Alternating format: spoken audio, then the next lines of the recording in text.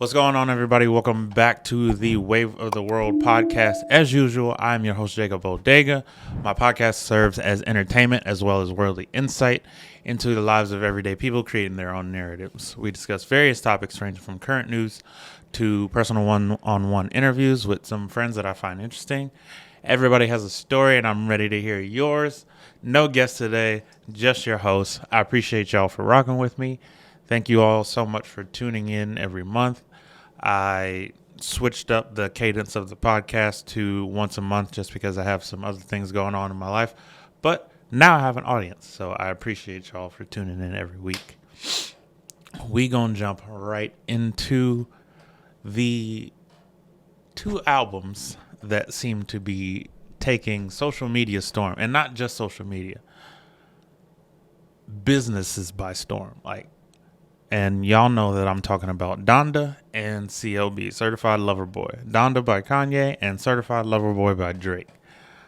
Drake's album wasn't even out for a week yet, and he got endorsement by the NFL and the NBA. That is mind-blowing to me. They both broke records. They're both great artists. Now I'm going to dissect each album live for you just because I'm in a good mood. So here we have the Donda playlist. The Donda chant is obviously supposed to get you in the mood to listen to the whole album, but kind of parties, because the first time that I listened to this all the way through, I could imagine myself in the Mercedes Dome surrounded by a bunch of people with the music blasting. Like, it gave me symphony vibes almost, because the way that the music is produced and synchronized and everything else musically that goes on, it's just wild to me. And to be honest, my favorite song, I think it's underrated, Jonah, as well as Off the Grid, I think is a really good workout song. Jesus Lord is another good song, and then Pure Souls. Those are my top off the album. And I also like, I'd love to hear all the artists who claim that they got cut off of the album, like Chris Brown, Soulja Boy. I'd love to hear what they originally had to contribute to the album, but I think we can all agree that Kanye knows what he's doing. He's a great artist.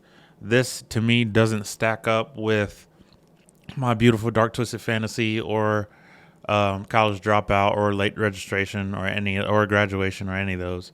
But this project as a whole, it's definitely a play straight through, and he just proved that he can do it again. And this is also the only year, correct me if I'm wrong, people in the comments, this is the only year that J. Cole, Drake, and Kanye have all dropped an album in the same year. And I'll get to that in a little bit, but let's go ahead and dissect Certified Lover Boy by Young Aubrey. So the Champagne Poetry, the sample of the song, is by an old band from the 70s. I forget the name, but it popped up on my TikTok and I thought it was super dope. I'm interested in seeing how people sample a song, how they chop it up, how they heighten the pitch, what they choose to repeat whenever they do the tracks, everything like that and in between. Definitely wasn't my favorite song. My favorite song, just because of the music video, is Way Too Sexy. And Way Too Sexy is a play on the... Actually, I genuinely don't know who sang who sang like the I'm too sexy for my shirt. Too sexy. Right said Fred. I'm too sexy. Only Drake would take that and sample it into something that it's not. You know what I mean? Like, I forget what song it was, but like I said, I personally enjoy seeing, or not, I guess you don't see, but unless you like watch a DJ do it live, but I personally enjoy watching someone transition from one song, chop it up, heighten the pitch, speed up the tone, and and then make a new song over that. That just blows my mind to me. Um, but yeah, Way Too Sexy is definitely my favorite song, mainly because of the music video and how awkward Kawhi Leonard looks in the music video. I'm not gonna play it because I don't want this video to get flagged. But um, if you get a chance, just go watch it. I promise you, it's worth it. And then second behind that would have to be Fair Trade, just because of the lyrics. And my last one would probably be The Remorse. Now, if you go back to Drake's older projects, we're gonna do it live here too. Um, he generally has one song on his album that will be like on Certified Lover Boy. It was The Remorse. On, let's see discography. Why does it keep pulling up? I got you. Also, not gonna lie, all of the time and location songs, they're always certified classics. You can drive from 9 p.m. to 1 a.m. only playing these songs. The Language, which was another really good song. I feel like it's in the same category as The Remorse. The Ride, another same one in that same category. And then there should be one. Yeah, The Resistance. The Resistance on Thank Me Later. The Resistance, The Ride. What did I say? The Language. I feel like there's one that I'm missing. If you see it in the comments, just let me know. But those songs, if you play them back to back, it's almost if like you're telling a story. Or you get to see the story of how Drake progressed as a person. In addition to that, listening to those and then listening to the time and location songs, top tier. I personally didn't care for CLB or Donda. I feel like they were both missing that it factor. Kind of like whenever somebody goes and auditions on America's Got Talent or, you know what? The it factor is something that you can't really put into words, but you know it when you see it. So right after I listened and digested CLB and I digested Donda, I immediately went to go listen to The Off Season by J. Cole. Just my personal preference. I personally like J. Cole better than any artist. And something that I proposed to my friend, which I got the idea from the shows The Flash, The Arrow, and Supergirl. So what they did was during their regular season of their show, sometimes like 6 episodes down, sometimes 9 episodes down, each show would break off into a tangent and they would create a whole new story and make you go watch the other show.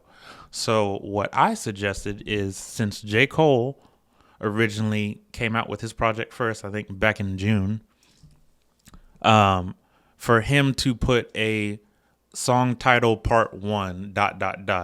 and then whoever was next to release their album, so in this case it would be Kanye, so J. Cole and Kanye would do a song together, and then they would leave part of the song off to make you wonder what's coming next. And then when Kanye releases his album, since Kanye did it before Drake, Kanye and Drake would have a song that would say blah, blah, blah, part 2, and so on and so forth. Now, the only 4 people I think could do this are J. Cole, Kendrick Lamar, Drake, and Kanye, just because of where they're at in their careers. And I'm telling you, if they did that, it would be monumental. All 4 songs would make it to my playlist. I don't even care what they would sound like. I haven't heard J. Cole and Drake on the track since Care Package. And we all know that Care Package were just repurpose songs that we heard in like 2015. The Jodeci freestyle. That's what it is. Um, I've never heard J. Cole and Kanye on a song. Um, it's been a while since Drake and Kanye have been on a song. J. Cole and Kendrick Lamar haven't released a song together officially, but they did do Black Friday. Um, yeah. Personal preference. I get it. Everybody has their own opinion. And like I said, I just wasn't a fan. Um, but what I am a fan of is Jay-Z. And here's why I'm a fan of Jay-Z.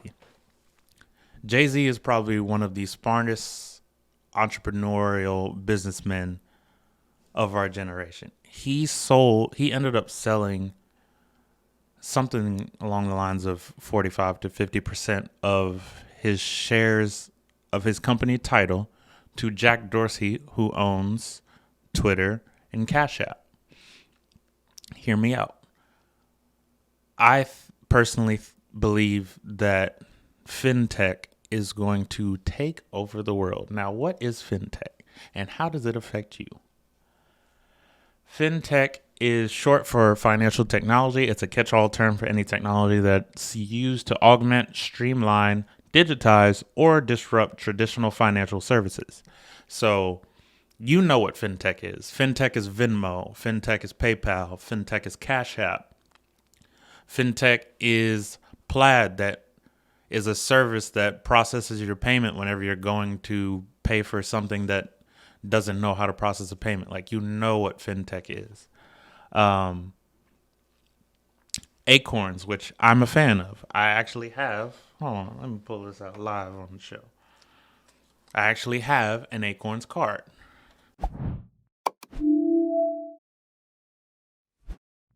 But other ones like, let's see here.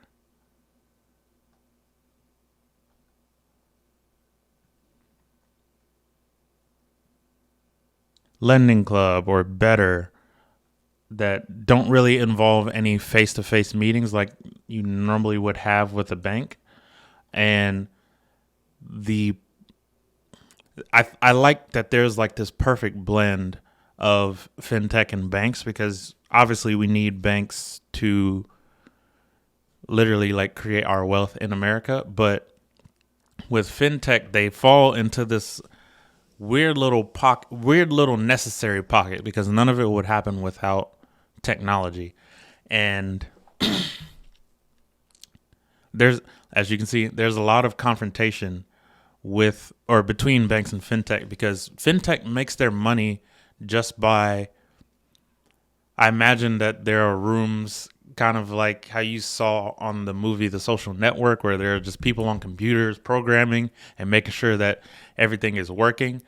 That's what fintech is for the most part. It's just so a bunch of us can send $15 to someone else on Venmo because they paid for lunch.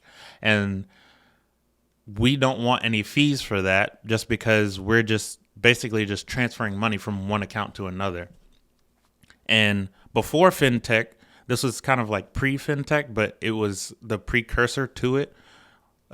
Western Union, which is also owned by Venmo, they used to charge you for their services. So if you wanted to send someone $100, they would charge you $120, and they would take that $20. With fintech, or things like fintech, like Acorns or like Venmo, it's still peer to peer, but there's a business involved, but it's not requiring a fee per se. And like I said, I think fintech is taking over the world. It is really based on consumer experience, the lending, the personal finance, the consumer banking, equity financing, and you can see all of them. If you're interested, I suggest that you go look into Acorns, or even Cash App now, they let you invest in Bitcoin or in Ethereum or in the stock market straight through the app. And that's what fintech has been doing for a while. They've been trying to incorporate different things to attract Gen Z and millennials to hop on to this so-called bandwagon. But I think that it's going to be a part of this gigantic movement that we already see with cryptocurrency, which it's gotten the attention of the U.S. Treasury. So that should tell you something. And I don't know. I just love technology. I always tell y'all about investing. I suggest that y'all invest. Get to.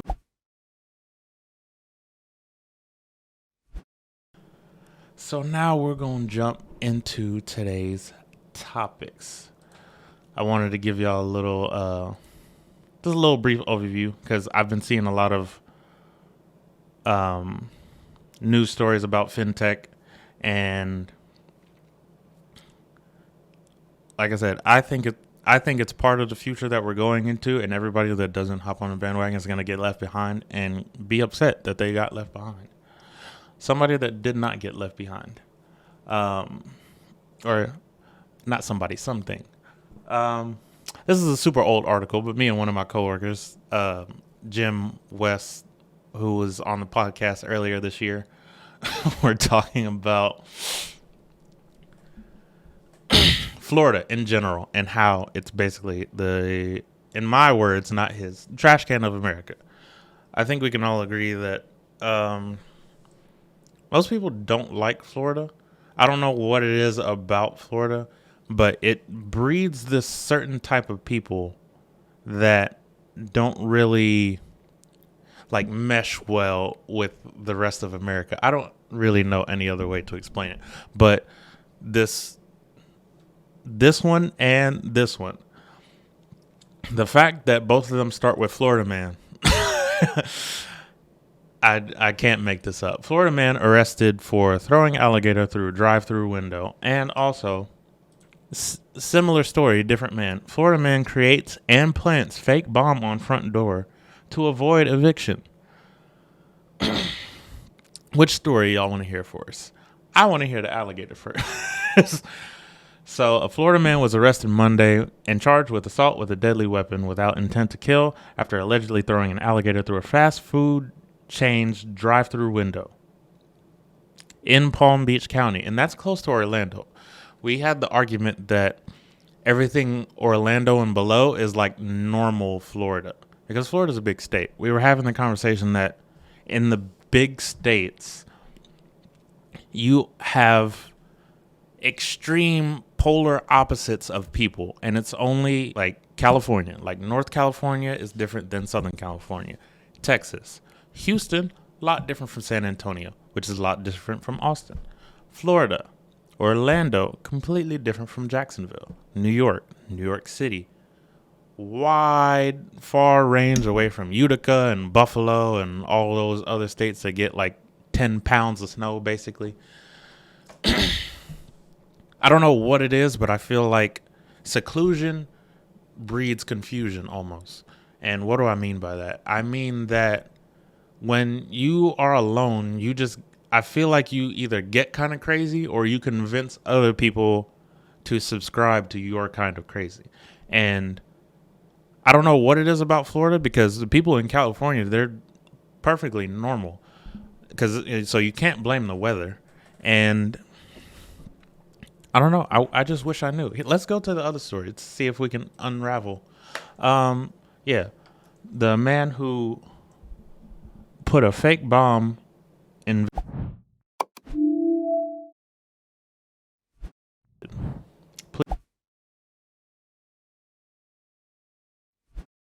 only to talk to Channel 12 TV. Do not touch anything. I know you are only doing your jobs. You have a family. Stay back. Channel 12 only. Authorities managed to get the unidentified male resident out of the home and took him into custody. He was later transported to a clinic for mental health evaluation. Thank you. Now I see why landlords are the backbone of America. And some of y'all wanted free rent just because of COVID, but will do something like this. This is ridiculous. Whew, man, I pray for America. That's all I gotta say. I pray for America. Well, we're not going not gonna talk about Florida no more. Something that I did want to do the day that I'm recording this is September the 13th. And I just wanted to take a little 10-second pause to honor the families and the people that passed away tragically 9/11 20 years ago. Y'all know I'm born and raised New York City. I go by Jacob Bodega, and we're just going to take a few seconds for a moment of silence.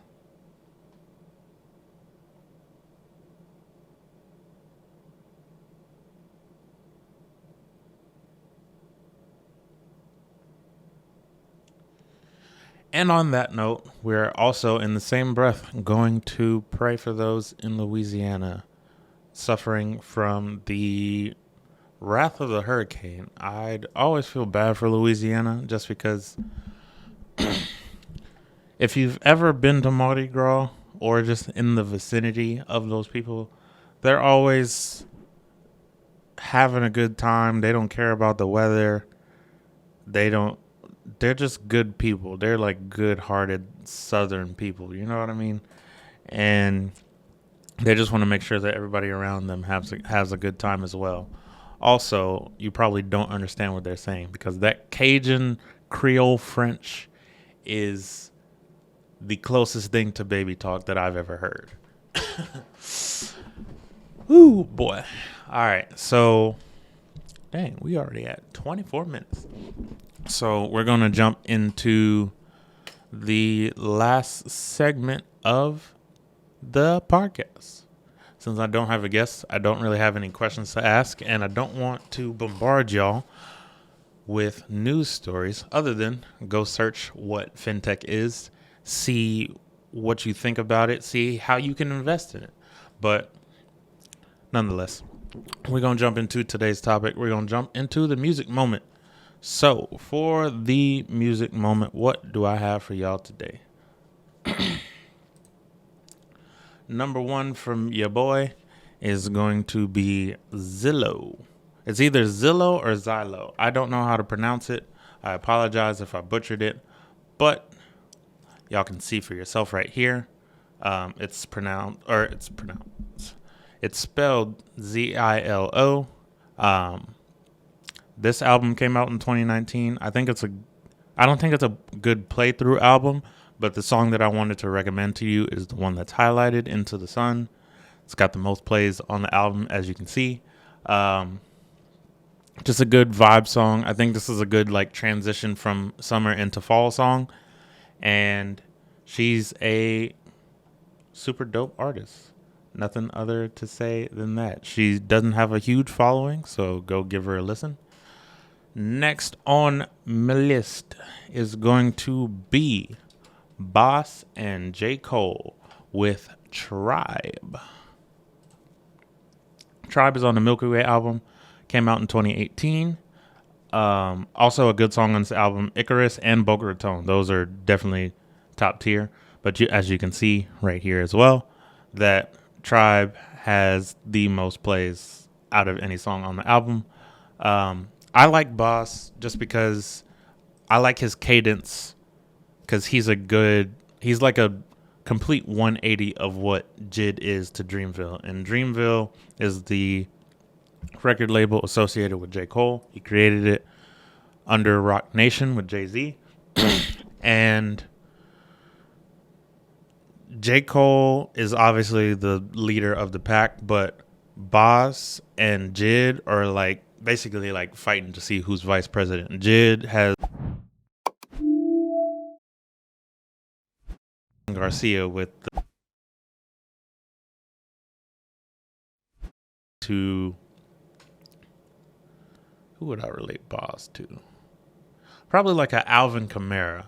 Like he's fast, he's good at what he does, but you don't know why he's so good. Maybe he's just quick. I don't know. But Miles is heavier set, but he ain't quick on the feet. He's quick with the words. And then number 3 on my list. This one honestly just made it, and I don't know how it just made it. Super old song, but the album God Forgives I Don't by Rick Ross. Don't really care for the the album as a whole, but 16, that's a different story. Mr. Andre 3000 is, in my opinion, the greatest lyricist alive. He tells a story in this whole song. Starts you out with him in his bedroom, coloring with crayons, saving up money for a Porsche, a horse, and a porch. Then he transitions into his struggle with God and the devil. The lyrics, and I'm trying to remember, so don't quote me on this. He says, how is Lucifer, or if God is real, how is Lucifer, or how was Lucifer an angel? You know what I mean? The lyrics word for word were, if he's God, then how does he let Lucifer let loose on us? Won't loosen up, but loosen up the noose enough to juice us up. And that, first of all, you see how long it took me to get that out. But that right there in and of itself is fantastic.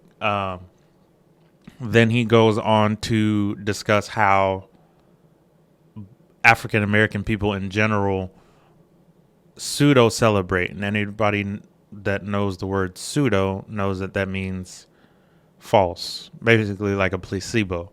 And how anytime something good happens to African American people, that we pseudo celebrate, and we eat and we drink wine until our bellies ache because we don't know where the next meal is going to come from. And then we drink the wine like we don't know which grape and which region it came from, at least we can name them, because we buy whatever looks good. The level of thought that goes into songs like this is why I started doing the music moment. I'll let you go listen to it. Andre's verse is 4 minutes long. I challenge you to dissect it the way I do, because I know the whole verse and it still gives me goosebumps every time. But thank you all for tuning in. I'm glad y'all are here. I will see you all in October. You can always support the podcast by going to patreon.com/waveoftheworld. You can also go to www.jacobsbodega.com to purchase any merchandise, t-shirts, rings, working on some other things. I love you. Go spread some peace and positivity. Bye.